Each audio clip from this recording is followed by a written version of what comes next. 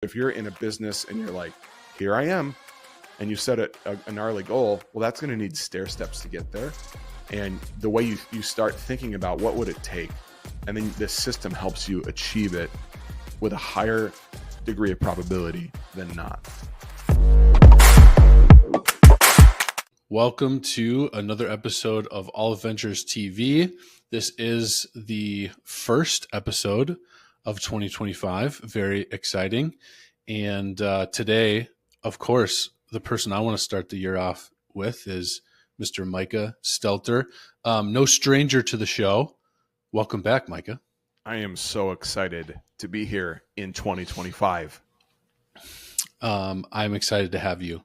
For those who maybe they haven't come across you before, you are, and bear with me, listeners, here for this list here: board member of Aleph Holdings, board member of Aleph Capital, CEO of Paris Brands, vice president of sales and marketing for all of Aleph. Yes.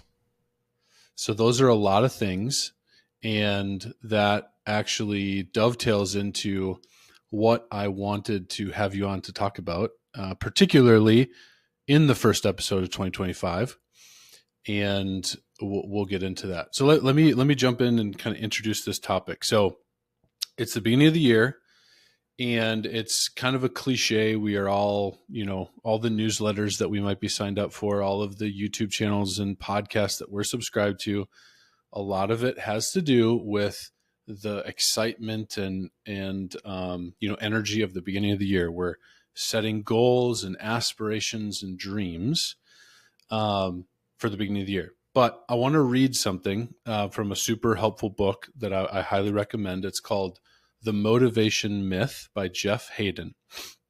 He says this about dreams and goals. He says, a dream once born quickly dies without a process to support it. And he goes on, the best use of a goal is to inform the process you will follow to achieve it. He says, everyone has goals. The people who actually achieve their goals create routines.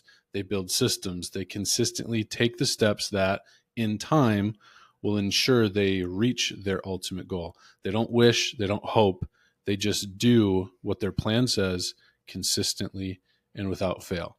So what I want to talk about is the systems and the processes that help us achieve our goals. And you, Micah, why I wanted to have you on in particular is about a decade ago, you had kind of a life-changing crisis of meaning moment around this topic.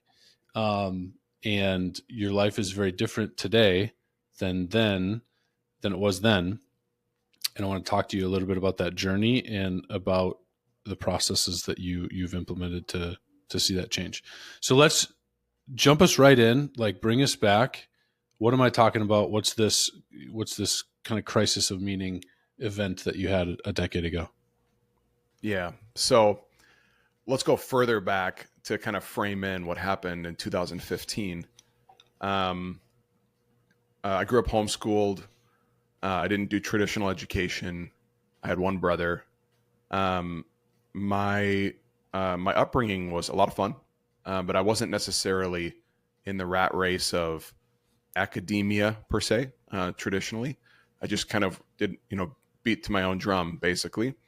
But most of my childhood and into high school, pretty insecure, not quite sure who I am. I didn't fit in.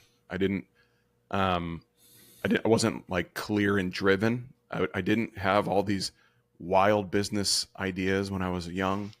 I didn't have a real spectacular. I was a creative, ran in the woods, and learned how to play guitar. Right, so little things like that. But I was scared to go to college. I never took an ACT or SAT. I didn't really fully fit in with friend groups. I'd come in and out of those. I never felt like I had place, and I was really aimless. And I would just say, moved from homeschool to high school, public high school, and that was a great experience, but I had no idea what I was going to do with my life. Everyone was saying, you got to go to college. All my friends did. I had very smart, intelligent friends. And I just felt like that's not me. And I really didn't go that path. So I think at one point, if you just picture, it was graduated from high school. It was the summer of, this would have been 2004.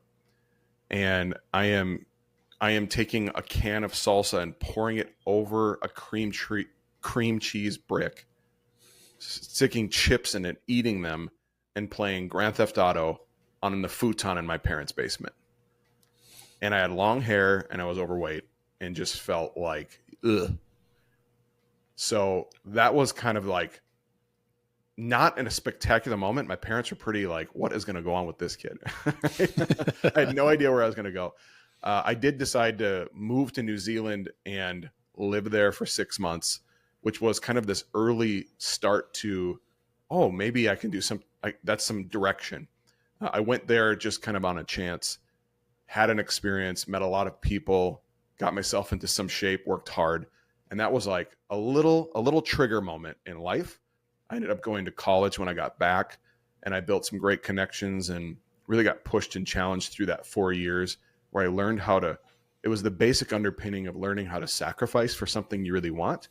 And I pushed through that a little bit, but still had a lot of this, like, where am I going to go in life? After I graduated college, I didn't really have I wasn't like looking at Fortune 500 companies. I wasn't building entrepreneurial ideas. I was still like, I don't know what I'm going to do. And I would say, side note, I'm a person that always trusts in the Lord and his path. And I'm willing to walk into what I think he has for me. And I'm open to what he has for me. I don't have my own clear direction always. I sometimes defer that, criticize that if you want, but that's how I operate. It's one of the core modes of operation for me. So that's my kind of upbringing. I had these little trigger moments of kind of learning what discipline and focus and sacrifice kind of look like. It wasn't until around 2015 that I had kind of found myself into enrollment management at a university. So those who know my story know I worked in the university for a while. I found myself in that department through being a tour guide, an admission counselor, an assistant director of admissions. I worked a bunch of different roles. And I think it's because people liked me. And I also was really passionate about what I was doing. I liked the school that I represented. And I think people said, hey, there's a good guy, let's give him a shot. But there's no reason, like, accomplishment wise, to hire me other than they like me and think I could do it. Right? And so we had this critical moment in 2015 when we had a new VP of enrollment management that shook up the department and put myself and one other gentleman in the leadership roles of that department. I ended up eventually becoming the director of admissions for that school. And it was the first moment where I had kind of a big boy career job, and I had a lot more to do than time to do it, and a lot of pressure and a pretty large team. I think if you put the student workers, all the full-time staff, everyone that was kind of in the purview of that I was leading, it was upwards of 40 or 50 humans, and that 15 or so full-time staff. And so with a directive to grow enrollment in a declining enrollment world for private education. So it was like a lot of pressure. Most of the people who met me, they said, hey, Micah, how you doing? How's enrollment? That was the next thing they always asked. It was pressure, pressure, pressure. And I got to a point with our VP of enrollment management at the time was a business person, came from a background of high achievement, knew how to build data into goals, and had something to prove because he was new. And that came to us, myself, in large loads of, hey, I need this. Here's what we need to do next.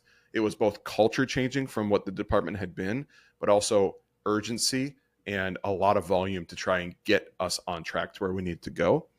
And I can pretty honestly say I was not prepared for that. It was my first, I was young, and it was one of my first forays into that kind of role. And I had not built the foundation for all that was coming my way. And so it really put me into a place where I was staying up really late at night, trying to respond to emails. I was chaotic. I was trying to grab everything. I was feeling stressed. I felt like I couldn't leave work alone. I didn't know how to think about it. Was just all coming to me at once in that first role. And I got to a point where I was like, this is not sustainable. What do I do about this? And flesh that out a little bit. You're married at this time as well, right? Mm-hmm. Yep. So in 2015, we would have had 2 children. Okay. My wife and I lived in a home in Roseville, Minnesota, and we were. I had a Buick LeSabre and an Oldsmobile of the 90s. R.I.P. Oldsmobile. Still one of the best cars ever, that Buick LeSabre. That's right. So what was, I'm curious, obviously there's a focus on how life was at work, but I imagine that didn't stay there. Just what was some of the impact of that to just home life? What was home life like during that time too? Yeah, definitely distracted. Distracted, feelings of stress. My wife and I, even now, like I can get my mind wrapped around a work thing because I really care and I want to solve it. And when it's unhealthy, my mind kind of wanders and I'm not fully present. And so there was a lot of that in an unhealthy way. I think I found myself kind of complaining or venting to my wife about, all the stuff that's happening. And it was really just a lack of my ability to handle it. And it kind of came through that way. So that was pressure. I felt internal stress, not sleeping as well. I just kind of felt like I was fighting the battle, and I was like, I'm losing this battle, and that obviously has an impact on wife and kids because you're just not as present, you're not as focused on kind of their part and what they need versus what work needs, in that. And it was not, I couldn't. I think my wife's always been really supportive of, hey, she's always like, you gotta work, like you gotta do your job. It's important. You bring home the cash. My wife's always stayed at home with the children. For now. And that is always, she's like, do what you need to do to make sure that doesn't stop. So she's been supportive, but it's definitely always draining on our relationship when I'm preoccupied in my mental space with all the things that I could or should be doing. So you have this pressure, this kind of new pressure, new culture, and you find yourself, what you have in front of you, you're not finding the ability to manage it all. What did you do? Kind of where did you turn? What was kind of the flip to start to figure that out? Yeah. So at the time, in my role, I was director of admissions. And I was like, who do I know? Right. So you think about the sphere around you and you just go, who do I know has got this figured out or seemingly does? Right. I need to be discipled. Right? So you're like, who's got this figured out? I'm trying to find somebody in my sphere. And I thought of somebody, his name is Jeremy Kolwinska. He was the Dean of Arts and Humanities at the school that we were at. And this is a guy that both knew how to run the academic rigor and like play the political game of what you do in that role, but also was able to think really creatively and push on the bounds of what should be done, but ran the department in such an organized, focused way with heart and with vision, and he didn't miss anything. And I was like, what does this guy have? I mean, he's got a doctorate, but I've met a lot of academics that weren't as impressive as him in terms of his ability to stay on track of what was happening. He was a really phenomenal leader and organized human. And I was like, I'm gonna get a meeting with him and just lay out my case, right? And we had I had worked really hard to build great relationships with all key academics across the university. So that's one of my skills I've always had is relationship. So I did a lot of that. And so I was able to have enough relationship where this was like a really great combo sitting down in his office. And I said, here's my problem. I have things flying at me like crazy. I have no idea, like I am staying up way too late. I'm responding to emails at unhealthy times. I'm working on projects that, I'm at my max. And I said, what? And I just gave him honor. And I was like, hey, you're amazing at this. How did you get good at this? How did you do this? And he said, I've always been someone who is, who is interested in productivity and the theology of productivity. He's a Christian and he had that background too. Musician as well. He played the trombone. And he said, and I read a really great big book on the theology of productivity. It was awesome. He's like, but what was really awesome is I read another book that was this big that said the same exact thing. And so he's like, so I'd recommend that one. And that was this book, Do More Better by Tim Challies. Tim is a pastor in Canada, and he writes this book from a pastoral perspective of, hey, I have so much going on in my pastoral role. There's so much happening. There's so many people that I have to interact with and things in life that I have to manage, and my all the dimensions of who I am. But this one was the one that really, I read this from cover to cover in an evening. You can read it that fast, which is nice. And I was so thirsty for something. I read it all and I did exactly what he said in the entire book. And it's in essence what I've been doing for a decade. I love that. And tell me just a bit about like, what were some of the things that made that resonate, right? So like whenever you picked that book up, you got that recommendation, you picked it up. What did you start to like find that made you keep reading and devour it? Like what resonated right away? Yeah. Well, I think the first piece of it is know your purpose. And he intentionally in the book says, don't start doing the tools and the systems. Hold on.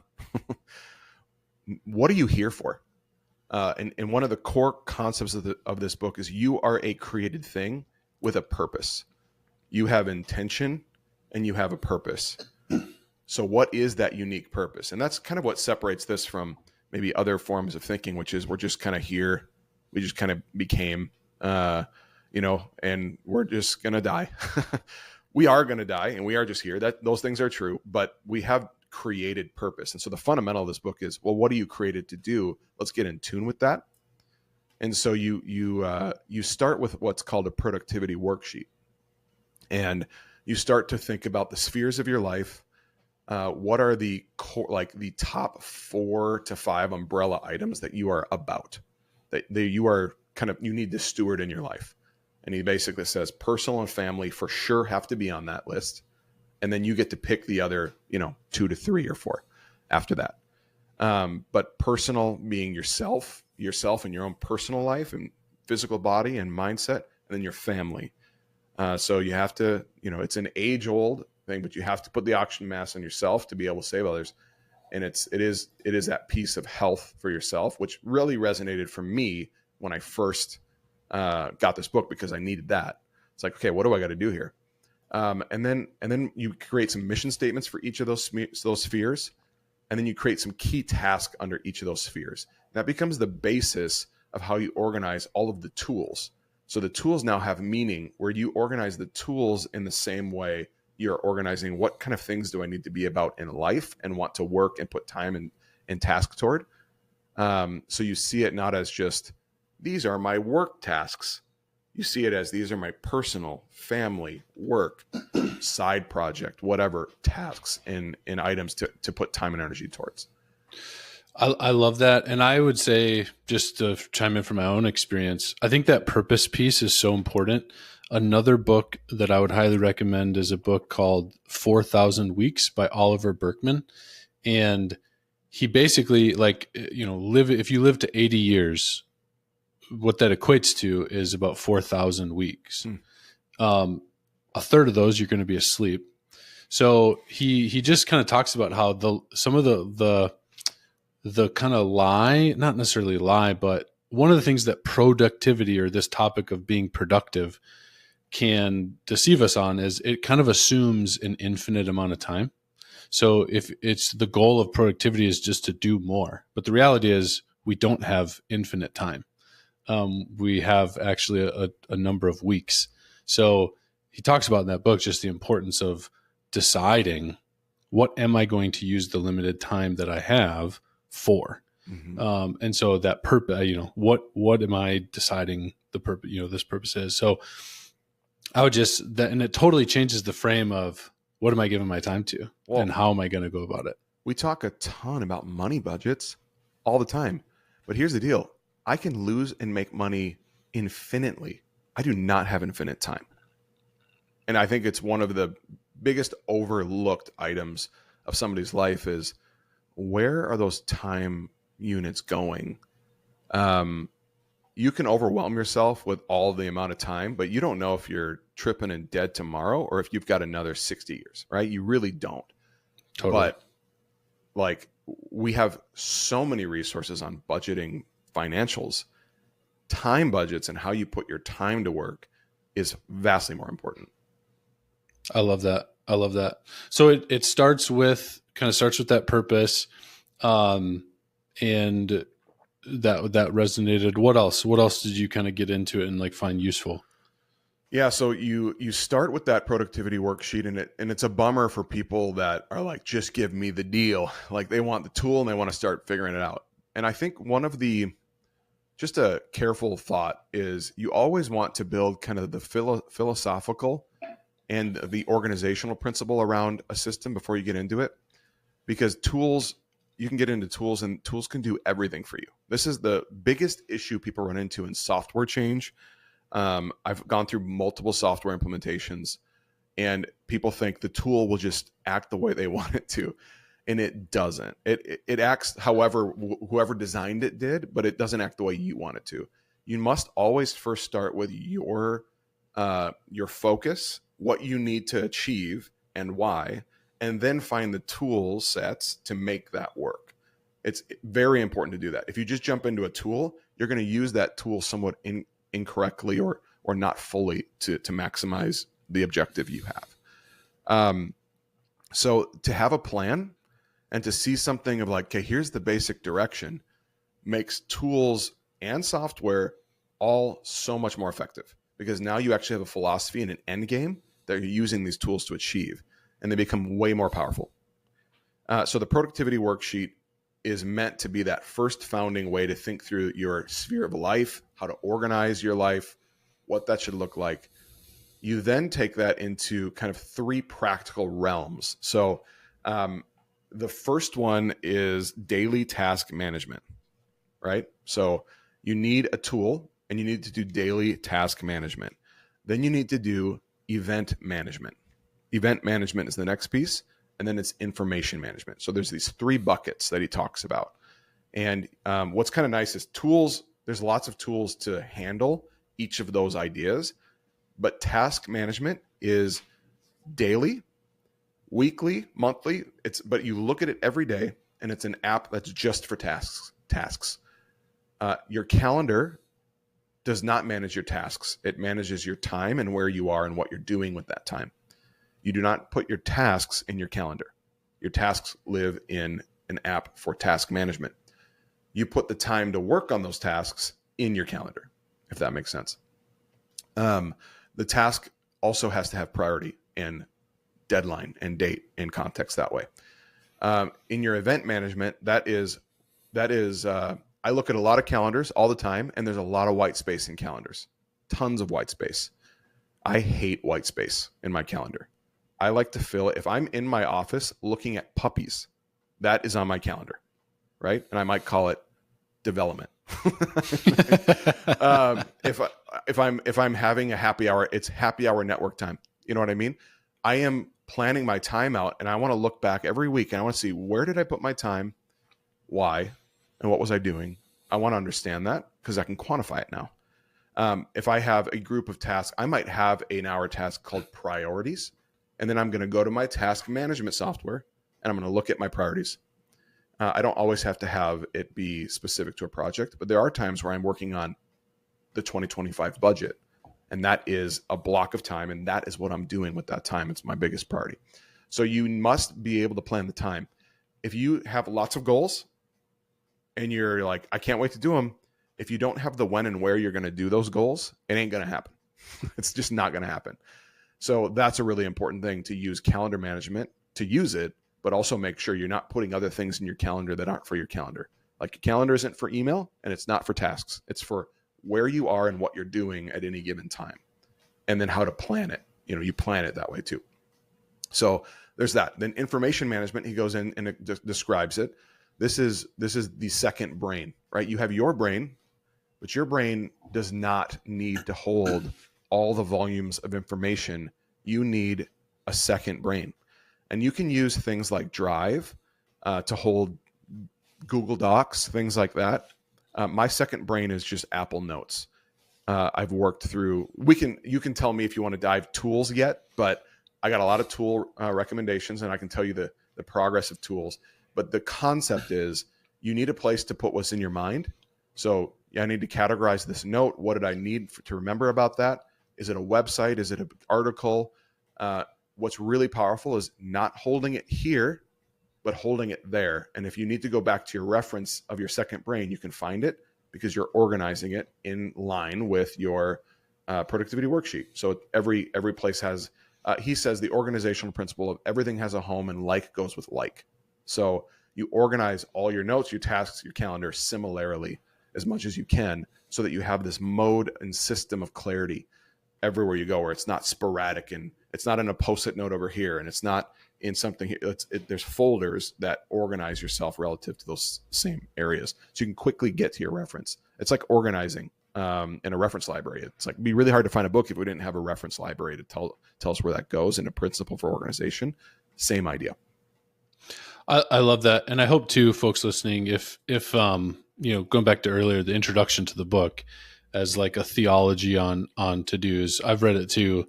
And just hearing what Micah kind of talked about of like the structure of that, it's like definitely his Christian perspective and his why around thinking of this is in that book, but it's very practical. So just if I don't want folks to be freaked out by a theology in front of it, but I love that. So, and I found that really helpful too. So we need to organize the information. So have a system and a way to organize information, have a system and a way to organize our time, and have a system and a way to organize our tasks. Mm-hmm. And I would say too, I think he talks about this. You mentioned tools.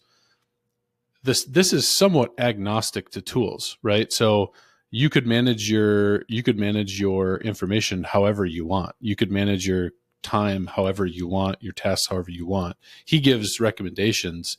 You've tried different things. Yep.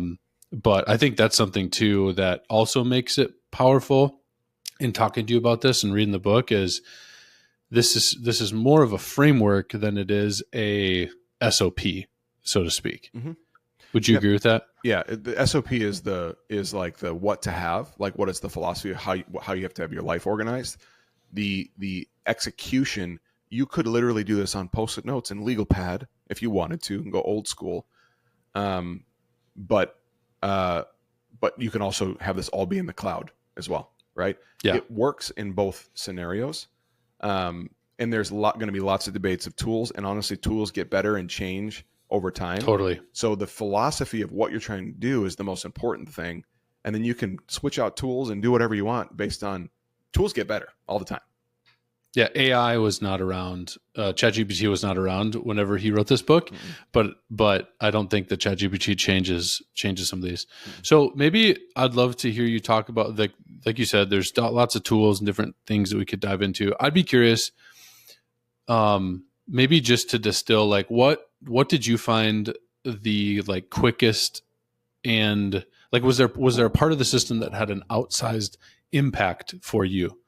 Yeah. Well, I don't want to lose that. I think the best thing for those that are in chaos is read the whole book, develop the focus, and implement everything. The thing that really made the biggest impact on my pain at the time was the task management, because I had so many things coming at me and it swirled in my mind, and I was holding it in my mind or in weird places like Post-it notes in my email or whatever. I was leaving unread emails as my reminder, and my email inbox was crazy, and I was just trying to find my way through it, and everything felt urgent and important. As soon as I started taking all of the requests for something from me, I would always ask back, how important is this to you, and when do you want it from me? And what was really interesting is every time somebody asked me something, I would be like, it's important now and I need to do it now. The biggest shift was I would start asking, hey, how important is this to you? When do you want it? And give me a little sense of that. And what was surprising is people would be like, oh, I just need it sometime end of next week.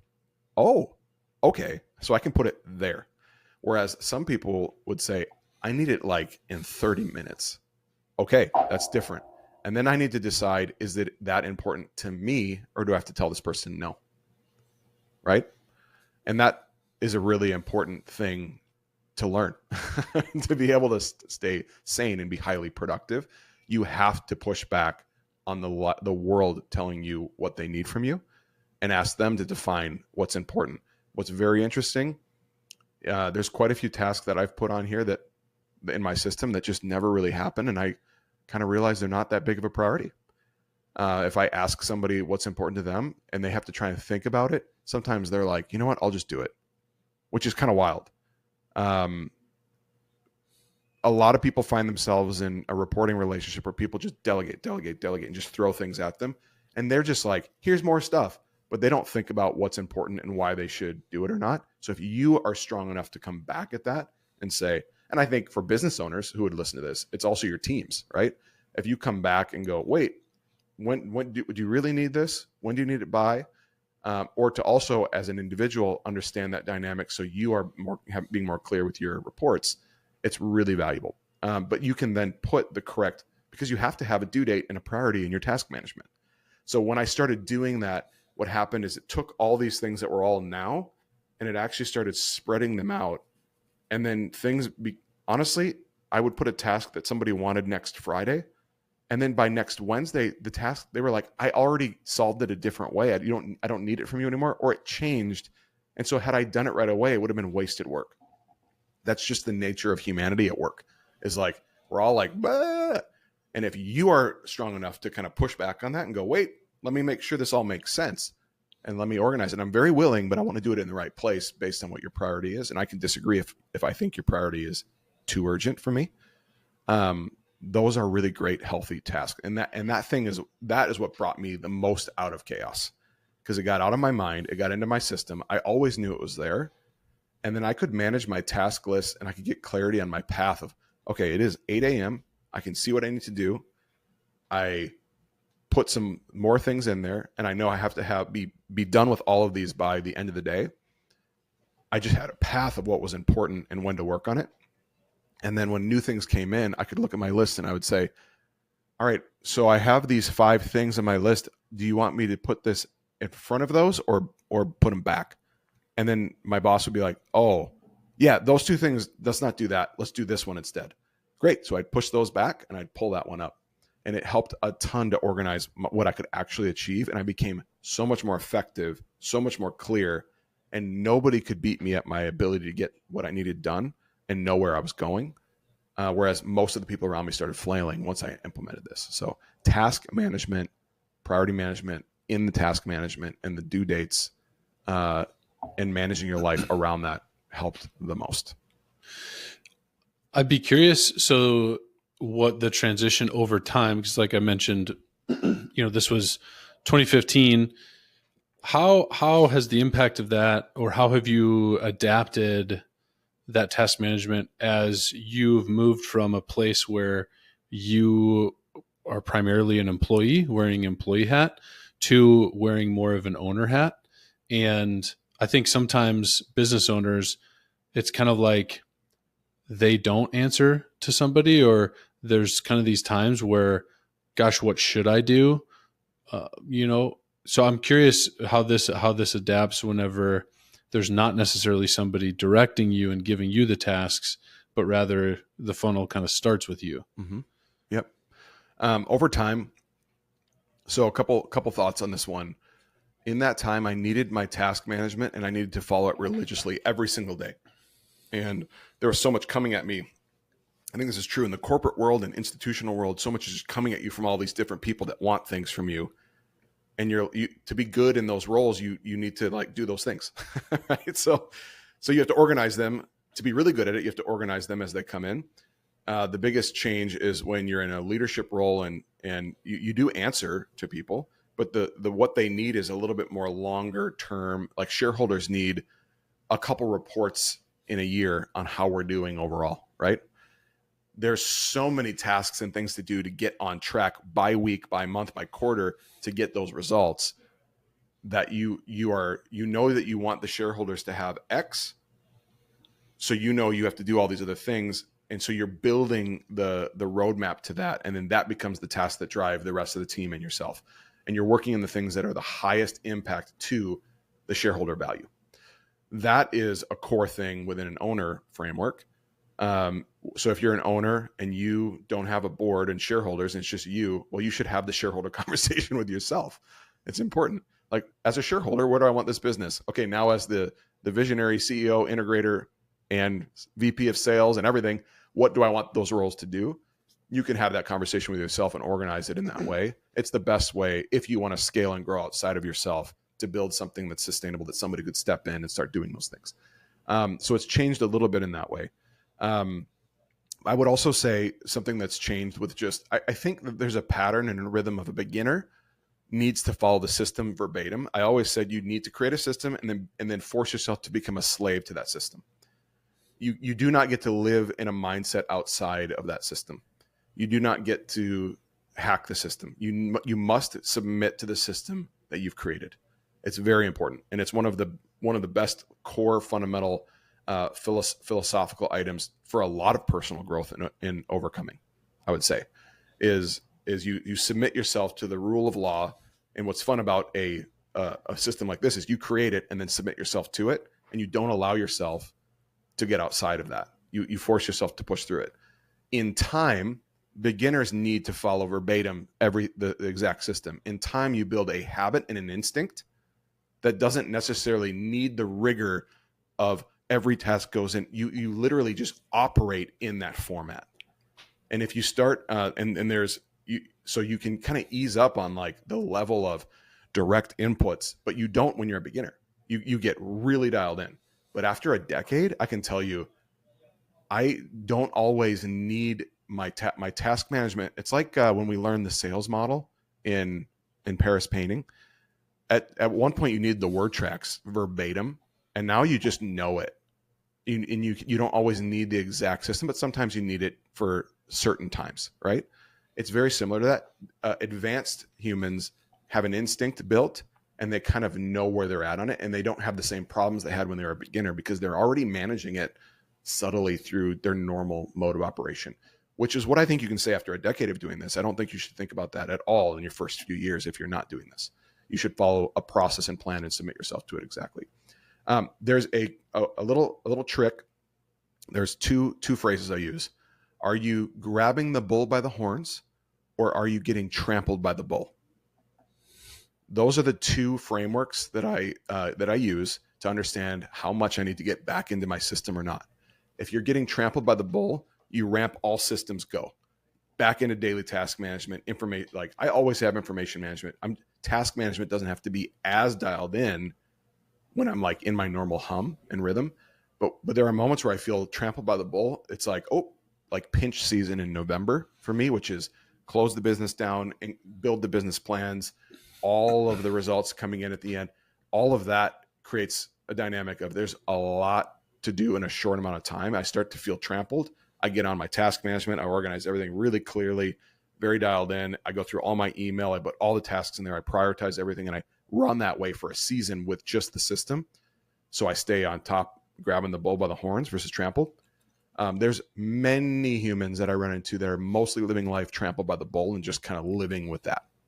They don't fully have it by the horns. And anybody, even an advanced person, even for me doing it for a decade, I have moments where I'm like, oh, I feel that hoof on my back. Okay, let's reposition here and grab the horns again, which is revigorate the system, focus, clarity, and get back onto it, which is something I could say more in the end of a decade of it versus what I would ever recommend somebody just going into it. Yeah. And I think I love how you mentioned the kind of submitting yourself to the process, going back to that quote that I shared at the open. Like that's what he's like, they set the goals, they build the process, and they just do what their plan tells them to do. Correct. And that kind of, and I would say too, for owners, I would especially stress the importance of that exercise of defining, okay, what is my purpose? What is my mission in these areas? Because that ultimately does become what you're submitting to. with your time, right? So Mm-hmm. if you are solo, and this is one of the things that, they don't always tell you about whenever you're sold on the entrepreneurial life, sometimes entrepreneurship can get lonely and you don't always know what to do with your time, or what should I do, what not. Having that process where you kind of create, okay, what is my purpose? What is my mission? I think that can create, that like, okay, how do I know what to submit to, and with the limited time I have. I'll give an example too. If you're in a place where you're like, well, I show up and I kick off the crew and I hang out a little bit, do a little sales, and then kind of go back to it. Like, yeah, you can get into a life like that where like it's like you kind of know how to do that. You're not buried by it. This is for those that are like, I feel buried, or I feel challenged by the vision that I've set forth. I have goals that I feel like I'm not achieving. Those are the people who should perk their ears up, that this system should be in place. And I would say, if you're in a place where you're like, I'm good, you're not challenging yourself enough to what your potential to steward your life, what you probably could do, right? It's kind of nice to be like, I need a system. I feel like I'm doing something with my life. And I don't mean that if you do that, you're a better person or not. I just think if you're created and have a calling, you probably have more to do in that calling than you think. And if you're just sitting there and it's just kind of on repeat mode, I would evaluate the vision you're setting before your life. I really would. And I had some fun working on a spreadsheet envisioning the Paris brands till 2050 yesterday, right? And it was interesting for me to kind of look and go, all right, wow, a lot could happen in 25 years. I'll be retiring at that time. It's like 65, right? 64 is what I'd be in that age. But I just like kind of setting back and looking at, what could this thing be in the Twin Cities? What are the divisions that could happen? And it made me, it like kind of invigorated me for like, oh, I can't rest on my laurels. If we want to create something like this is like our kids, right? Me and my business partners, our kids are going to be involved in this by 2040. Hopefully some will, not everyone. We all are going to have different places, but it's like, to think about it that way organizes your task and focus, and what are those steps to get there in a whole different way. So if you're in a business and you're like, here I am, and you set a gnarly goal, well, that's going to need stair steps to get there. And the way you start thinking about what would it take, and then the system helps you achieve it with a higher degree of probability than not. I love that. Where I'd like to, I mean, you were touching on some of this, but maybe a good place to somewhat kind of land the plane here is just on talk about some of the payoff from, obviously, whenever you have a goal, I think people need to think about, they need to count the costs.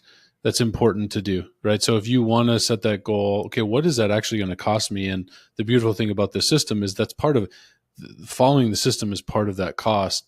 But maybe what would be your encouragement just from your own experience of how this has impacted your life, some of the benefit, both professionally, personally? I'd be curious. Yeah. Well, in many ways, it was the impetus of what I started doing, joining partnership with Chet, Jason, and Paris Painting, Aleph Holdings, all the stuff later on. I was changing my life at such a rapid pace. I was having so much breakthrough and clarity and traction in what I was doing in my career. I was getting on top of all that, and that was visible by Chet because we were friends and in Bible study together. And he was like, man, you're like, something's different with you, dude. To the point, it's like, maybe we want to do business together. I don't think anybody would want to do business with me before all this, right? It was like, I'm not really sure, because I was like, yeah, kind of like aimless. I didn't really have direction. So I really changed the my natural chemistry, which I think was always there. Now looking back, I just didn't know how to form it, right? So I think all of us have it. It's just putting it under a system to see what it can do. And having the motivation to do that is a piece. You need to be inspired by a vision. I was. And what was really cool is I got my work under control and very dialed in. And I had great results from what I was doing. And then my personal life, I was more focused with my children. I didn't have things in my mind anymore when I came home. I had it organized and I knew it was there for me tomorrow. And then my wife, I was able to plan things. There is a section in this called Serve and Surprise, which is you plan to serve and to surprise people in your life. And you have that in your task management. So I had like get a really cool special anniversary gift for my wife, which is not, and have some plan in there. Before I was just like running like a chicken with my head cut off. I wasn't planning any of that. I actually put intention and time and made a really valuable impact on my wife through our anniversary when I first learned this as well. And it's just been able to continue to make an impact because I'm thinking about things like that, not like personal and family, not just work tasks in my task management, right? So it's increased my ability to get things done at home, to be able to make impact on my wife and kids, to be able to make impact on my work because I'm seeing all the things that I could do to make the right impacts of where I want those things to go. So that changed a lot. It was one of the things that made me desirable as a business partner, which was great. And I think has continued to. And so I've been able to be effective in what I've done with a lot coming at me. And I think it's there. I have multiple hats that I'm wearing as well, but I do them fairly effectively because I know how to say no to things that just aren't important. And I know how to say yes to what is to make the impact we need to make. There is a natural chaos to it because in a company like ours, this company can't have a CEO of Paris brands in full just doing that. It needs to have some crossover and carryover as you build a team. And to do that really well, you need to have a system that you're dialed into. You need to have a system of doing coaching and development with your next stage leaders. You need to know what the priorities are for that. You need to know what you need to do for the shareholders and the board to be able to make them feel like we're on track. You need to be able to manage the financials and the budgets to a T to be able to achieve the profit incomes at the end. You need to be able to make sure you're planning for a date night with your wife and for Marvel nights with my son and going to a movie with my daughter. Like these things need their space and time in the calendar and in the task management to be able to do those things all effectively. I've screwed it up a lot for sure, right? And you have to allow yourself time of just always get back to the system. Have a system that you can break. Oops, learn, go back to it. The same is true in fitness. The same is true. And it's just a rhythm of life. You're going to not be perfect. So don't hold yourself to that standard. Step into it and every day get better at it, learn, analyze yourself. Did I spend time wisely? Did I do the right task or did I not? There might be months where you did the wrong thing. Get it back on track for the next month. All of that has been part of my life. And I think has been, it's become so a part of me now. I used to think that was other people. Now I'm like, that is me. And what makes me so angry is some people that meet me think that's just who I am. And they might be like, oh, you can do that. I can't. I've heard that from people. And I always want to go, time out. You don't know the full me. Like you have no idea how lazy I am. You have no idea how much time I could waste. You have no idea all those things. And it's like I was, as what I would say now, right? But that is in me. That's a part of who I am. I changed that with help from God, right? With the ability to just come under some disciplines and just follow that. And that has changed my wiring and has led to much of what I'm doing now where it's successful. And it's, I would just say on the backside of this, it's a way better life. It's way more fulfilling. It's way more freeing. And it's humbling to live under these systems versus kind of live aimlessly. I love that, man. And just back to this, the motivation myth, that book, a big kind of a premise of that book is a lot of people think motivation is what breeds success. So I need to somehow create motivation if I want to get the success. And he flips it and he's like, no, motivation actually comes from having little successes. And so you need to create processes and systems that create those little successes that fuels your motivation, that creates like this awesome cycle. And I think that is a big piece of this is the importance of having this system is to the point of, yeah, nobody's perfect. But if you break it down into these kind of small parts, you have this small process. When you complete your daily task management, that's a win. Like you feel better, you feel more able to grab the bull by the horns because you just did a thing. You kind of start to build data that supports. You're not just blowing smoke up your own, rear end when you say, "Oh, I am an organized person." You're proving it to yourself, like every day in small ways. Mm-hmm. My wife said something to me a few weeks ago. I still wrestle where it's like, I'm not like a committed person, right? I'm not like, it's because I was endeavoring on a new fitness program that was going to take some effort. And she said, I like had like, she was like, at this point, you can say you're a committed person. And that was like, oh yeah, I am that, right? Because for a long time, I felt like I would just like start and then not finish, and then start and not finish. And now that I've kind of plowed a trail of a decade of staying pretty dialed in to the main focus things that where I need to go in life, and I've added more to that from a fitness perspective, not just a work perspective and a home and family, that has just been great cornerstone habits that have really changed my brain wiring to kill lies that I believe and trash talk that I believe, and replace it with truth. And just hard work is what works. Humility and hard work is the same principle in Aleph of the ox, right?